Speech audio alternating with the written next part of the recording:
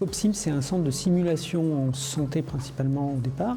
L'idée, c'est d'utiliser la simulation et notamment la simulation pleine échelle, c'est-à-dire la reproduction de situations cliniques. On travaille avec l'Université Savoie-Mont-Blanc, par exemple avec les étudiants, à commencer par les étudiants de psychologie. Alors les séances obéissent à une construction extrêmement précise, avec une introduction initiale où on va créer un climat de confiance avec les participants.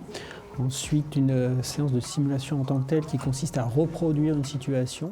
Et après, on revient pour faire un débriefing en premier temps sur comment on s'est senti, comment on a vécu la chose. Ensuite, on fait un débriefing plutôt sur la temporalité de l'entretien, comment ça s'est passé, quels sont les points importants qu'on a pu aborder.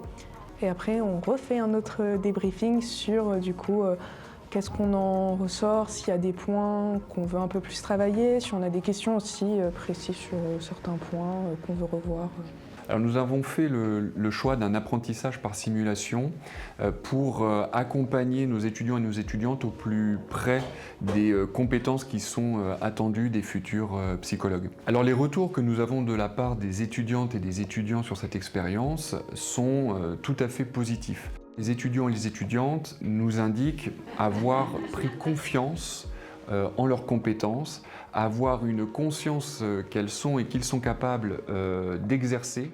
Ce que j'ai appris sur moi pendant les simulations, c'est qu'on est capable de faire aussi beaucoup de choses.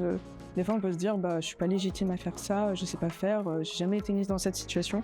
Et en fait, on se rend compte qu'on est capable de beaucoup de choses, qu'on a beaucoup de ressources.